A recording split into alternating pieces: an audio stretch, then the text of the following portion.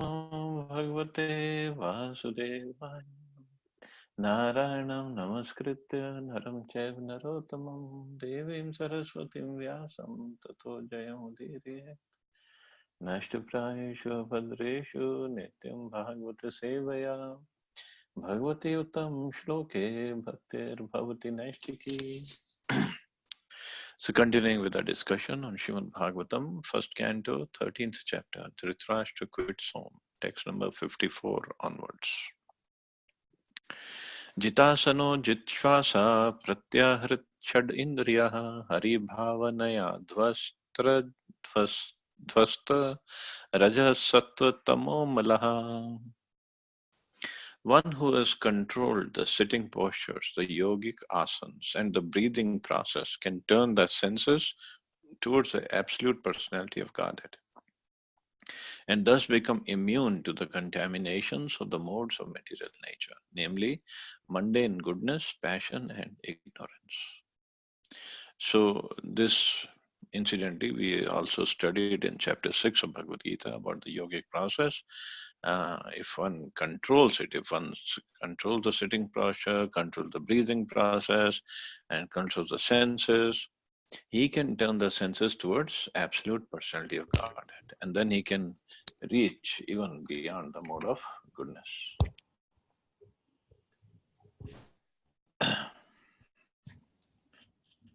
The preliminary activities of the way of yoga are asana, pranayam, pratyahar, dhyan, dharan, etc. Maharaj Dhritarashtra was to attain success in those preliminary actions because he was seated in a sanctified place and was concentrating upon one objective, namely the Supreme Personality of Godhead, Hari. So he was seated in a sanctified place. Even in chapter 6, where Dhyan Yoga is discussed, Krishna says one has to go to Shucho Deshe, sacred place, so clean place. And Maharaj Dhritarashtra was sitting at a place where Ganges is divided into 7 tributaries. So 7 tributaries. So he was concerned. So the place is very important. Place where we sit down and do our meditation. That is very, very important. It has to be very clean place, very sacred place, very holy place, because the vibrations affect. Vibrations help of that place. So similarly, like when we chant also, if you go to the temple and chant, and if you sit at home and chant, there's a whole lot of difference. Because in the temple, so many devotees are chanting, so much service is going on, deities are there, and so many other activities are going on. Krishna Katha is going on. So the vibrations of that place are amazing. So if you chant inside the temple, sit at a quiet place, chant over there, and or versus chanting at home, there's a whole lot of difference. So similarly, this meditation also has to be done at a sacred place. Thus, all his senses were being engaged in the service of the Lord. So, what was the service of the Lord? He was concentrating upon only one objective, Supreme Personality of Godhead. This process directly helps the devotee to get freedom from the contaminations of the 3 modes of material nature. Even the highest mode, the material mode of goodness, is also a cause of material bondage. And what to speak of the other qualities, namely passion and ignorance. So Prabhupada is writing, even the material mode of goodness is cause of material bondage. In one place in Bhagavatam, it is mentioned like mode of ignorance, which is the lowest mode. Mode of ignorance is like shackles of iron. Mode of passion is also like shackles of silver. And mode of goodness is shackles of gold. Nevertheless, it is a shackle. Shackle means the person is tied up. He's not beyond the material modes. But this yogic process, any yoga, it takes us beyond the 3 modes. That's what it's supposed to do. Yoga means it links ourselves with the Supreme Lord. So linking will happen only when we get detached from the material world, detached from the 3 modes. Passion and ignorance increase the material propensities of hankering for material enjoyment. and a strong sense of lust provokes the accumulation of wealth and power. One who has conquered these two base mentalities and has raised himself to the platform of goodness, which is full of knowledge and morality, cannot also control the senses, namely the eyes, the tongue, the nose, the ear, and touch. So, Prabhupada, I think even one who has controlled the base mentalities of passion and ignorance, and even if he has reached the platform of goodness, but it's still very difficult to control the senses, namely the eyes, the tongue, the nose, the ear, and touch. It's not easy. Even in Bhagavad Gita, second chapter, Krishna says that the senses are so strong and impetuous. Even they can uh, take a person who has completely controlled the senses. They can even take him uh, again into the material world. They can again um, control him. So senses are so difficult to control. But again, Bhagavad Gita says, one who gives higher taste, he can easily give up. He tastes the higher taste, he can easily give up the lower taste. So what Prabhupada says. But one who has surrendered himself unto the lotus feet of Lord Hari, as above mentioned, can transcend all influences of the modes of material nature and be fixed in the service of the Lord. So one who has surrendered himself. So to the degree of surrender, we get that much protection by the Lord. The Bhakti Yoga process therefore directly applies the senses to the loving service of the Lord. So Bhakti Yoga process is very strong, very simple and very strong at the same time. But one has to do it properly. That's the only criteria, that's the only requirement. So many times devotees get scared. Okay, I'm not doing bhakti or I'm not doing bhakti properly. So what will happen? I have no control of my senses, or I have very little control, and maybe not no control, very little control. Then what will happen? What happens to me? So, but bhakti yoga is very, very powerful process because in bhakti we don't only depend upon our strength, our efforts. We depend on the mercy of Krishna, on the mercy of senior devotees, on the mercy of Guru and Parampara. So bhakti yoga, it's like a mango. In the beginning, the mango is green, and when it is ripe, the mango is yellow or reddish yellow, or it's very tasty. In the beginning, it is sour, but towards the end, when it is ripe, it's very sweet. So bhakti is like that. Right now, we are like green, very hard mangoes. But if we stay in the process of bhakti, keep continuing with our sadhana and means chanting and reading and service and association, so the mango will start getting ripe slowly, slowly, slowly, slowly, slowly. It depends upon us uh, how much heat we put it to make it more ripe faster. So when it is ripe, it will be very tasty. It will be very tasty to be offered to Krishna. So right now we are like green mangoes, but nevertheless we are mangoes.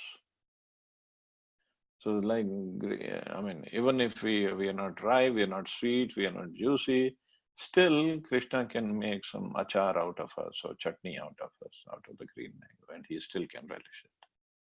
But of course, he relishes the real mango more. So this is Bhakti Yoga process. The idea is to control the senses. Any yoga, even in sixth chapter of Bhagavad Gita, Prabhupada writes in the purport, yoga means to control the senses. Without control of senses, there is no question of yoga. Of course, sometimes we have to literally control the senses. Sometimes, because we are trying to give the senses a higher taste, they don't go for the lower taste. But sometimes, if they go for the lower taste, with the intelligence, we have to control. We have to tell our mind, no, no, no, no, we are not going to do it. So this is a struggle, especially for us householders. It's a struggle. It's a sweet struggle, no doubt about it, but it's a struggle nevertheless. But anyway, we keep on struggling, we keep on making progress, we keep on not falling down, falling back. Again, we get up, again, we start struggling. Because those who have tasted the nectar of service of Krishna, those who have tasted the nectar of chanting the holy names, those who have tasted the nectar of Hari Katha, those who have tasted the nectar of association of devotees, they just cannot give it up.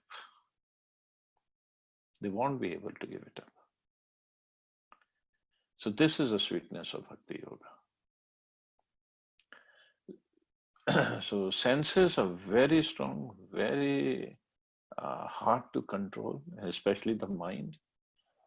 But we struggle, we try to control, we fall back, we again struggle, we control, we again fall back. That's okay. So that's how we make the progress. Slowly, slowly, slowly, slowly, slowly.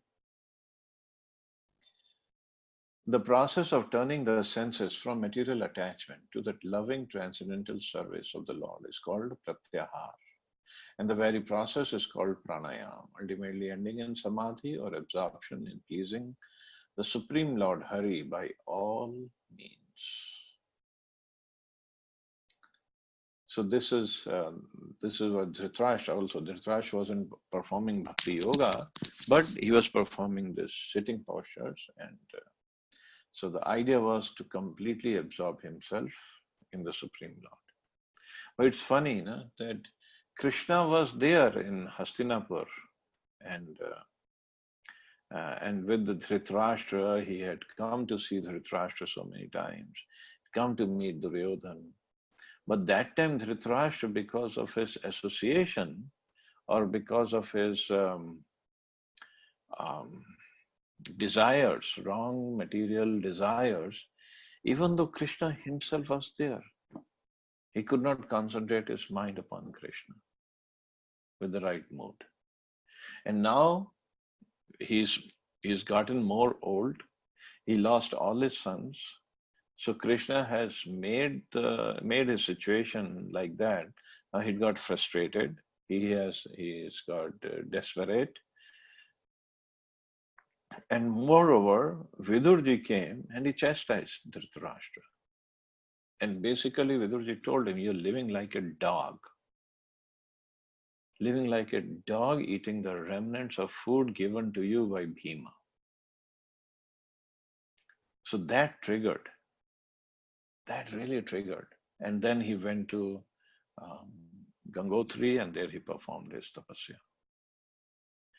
So even if Dhritarashtra was living with Krishna, or he was associating with Krishna, or he was personally hearing Krishna, he could not concentrate, absorb upon the personality of God. And now sitting at Gangotri, he had to sit in samadhi and think of Krishna, meditate upon Krishna. So means, coming to the point is, even if somebody is living in the temple, even if somebody is serving the deities, doesn't necessarily mean he would be meditating upon the Supreme Lord properly. Living in the temple is a great facility, but it's not a guarantee, and it's not a prerequisite to become a devotee. It's a great facility, it's a great advantageous position, no doubt. But at the same time, one can commit offenses against the deities, against the devotees. So then it's going to be a problem. It doesn't mean that we should not live in the temple or we should not visit the temples. We should visit the temples. And if given a chance, we should live in the temple. But we have to be very, very careful. Or even when we visit Vrindavan or any dham for that matter, one should be very careful in dealing with the devotees, in dealing with the dhamvasis, in dealing with dham, in dealing with the deities at the dham, dealing with the, like if somebody goes to Vrindavan, like dealing with Govardhan, how to, what should be a mentality when we are at Govardhan? Radha Kund, Shyam Kund, what should be a consciousness? If they are non-different from Krishna.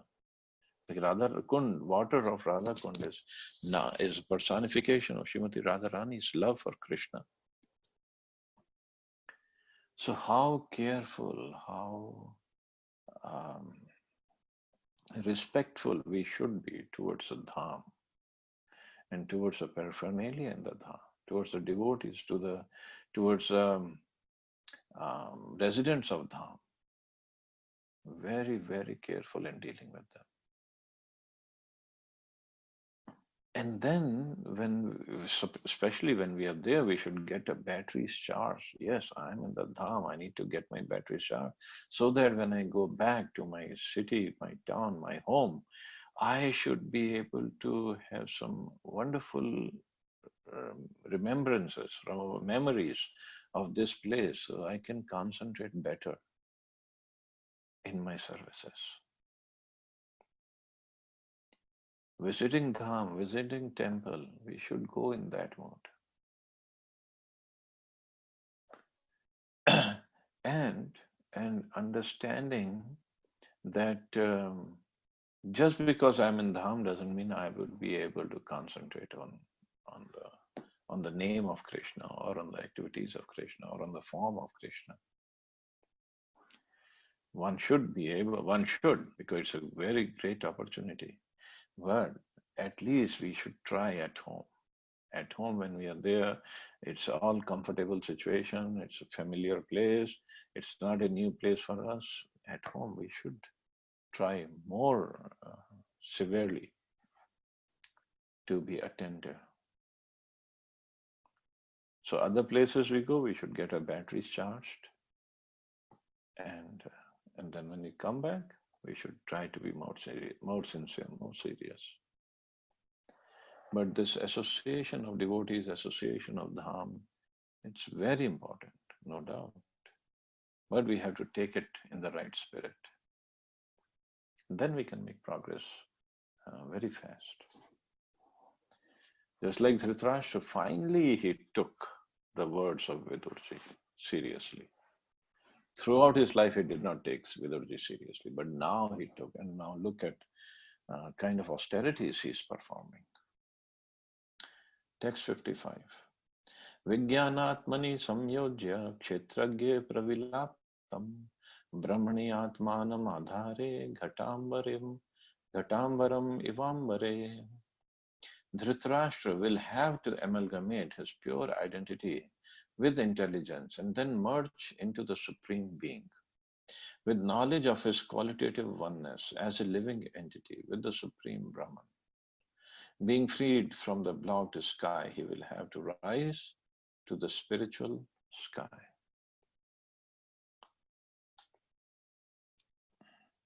So merge into the Supreme Being doesn't mean he's going to merge into Brahmjyoti. With knowledge of his qualitative oneness as living entity with the Supreme Brahman. So let's see what Prabhupada says in the purport. The living being, by his desiring to lord it over the material world and declining to cooperate with the Supreme Lord, contacts the sum total of the material world, namely the Mahatattva. And from the Mahatattva, his false identity with the material world, intelligence, mind, and senses is developed. So living being, when he becomes envious of Krishna and he has a desire to lord it over material world, which factually he cannot, but still he has a desire. So he is put into contact with the Mahatattva. Mahatattva is the manifested material beings. So first, when it is unmanifested, all the material ingredients, it's called Pradhan. When it gets manifested, it's called Mahatattva.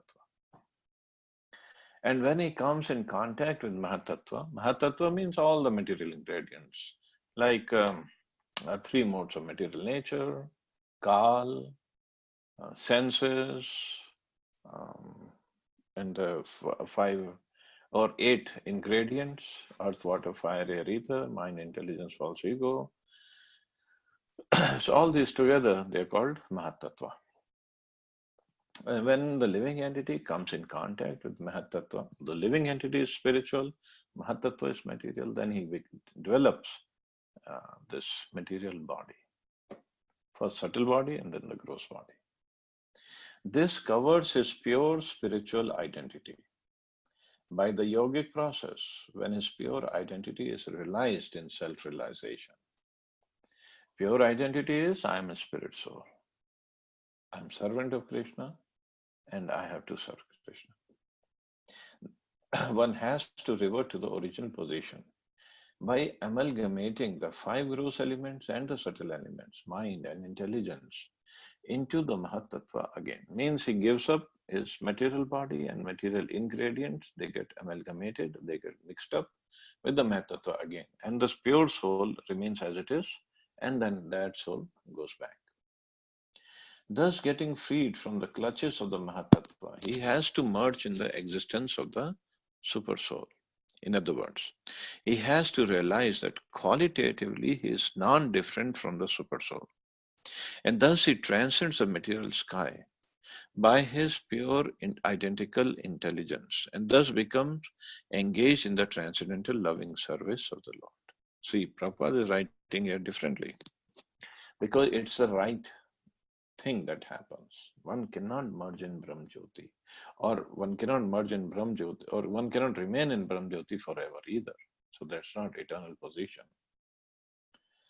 So Prabhupada is saying he becomes qualitatively one. It means he achieves, so he attains the spiritual transcendental position of soul. And then he transcends the material sky, goes beyond the material sky by his pure identical intelligence. Identical means spiritual intelligence, and thus becomes engaged in the transcendental loving service of the Lord. So one who has real intelligence, he is going to do nothing but serve the Supreme Lord. This is the highest perfectional development of spiritual identity, which was attained by Dhritarashtra by the grace of Vidura and the Lord. The Lord's mercy was bestowed upon him by his personal contact with Vidura.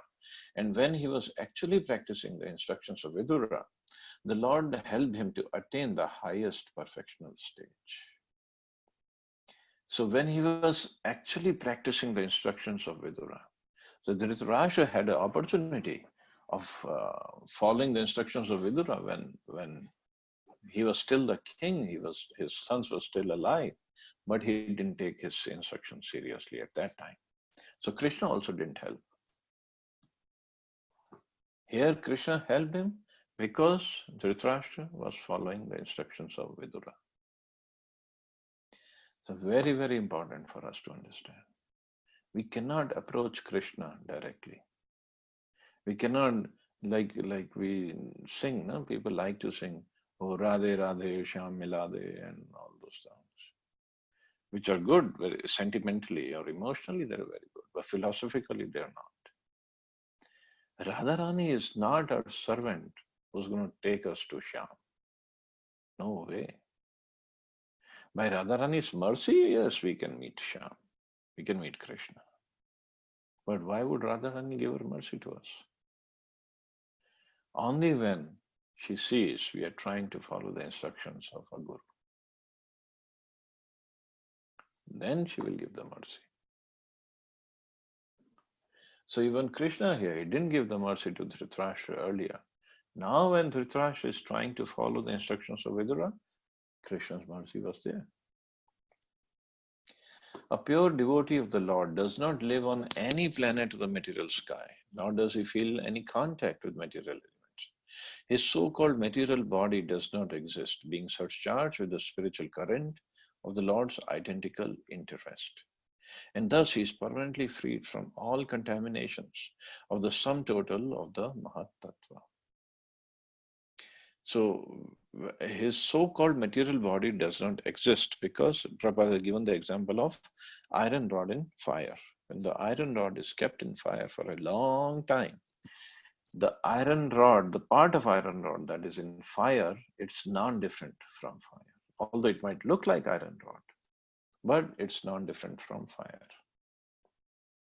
So similarly, the body of a spiritually advanced person, it's not material anymore. It's completely spiritual.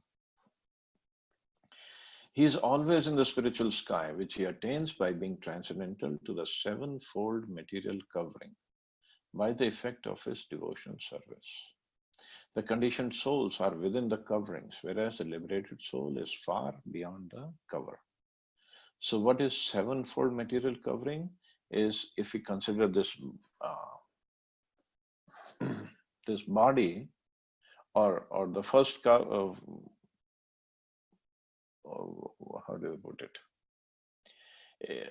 Like the seven coverings of the earth or this universe. If we understand the first covering is of, and the original is of earth, then we go further. Earth is, afterwards is water, then fire, air, ether, mind, intelligence, false ego. So 4 gross and 3 subtle coverings. So that is the 7 coverings, if we start with the earth. So he is always a devotee, a pure devotee, advanced devotee of the Lord. His body looks like material, but it's not material. It is spiritual. So he lives always in the spiritual sky, although he might be present physically in the material world. So the same thing was happening with Dhritarashtra. So I'll stop here, see anybody has any questions or comments.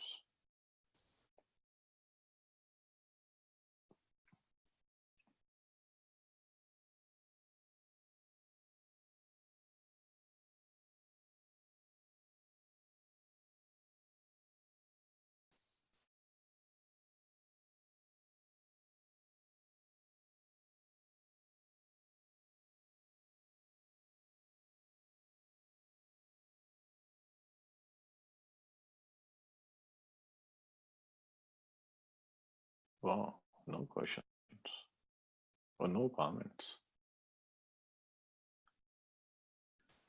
So I guess we'll stop here. You all have a wonderful day. Hare Krishna. See you all tomorrow. Hare Krishna Prabhuji. Thank you so much. Hare Krishna. Hare Bol. Hare Krishna. Hare Krishna, Prabhuji.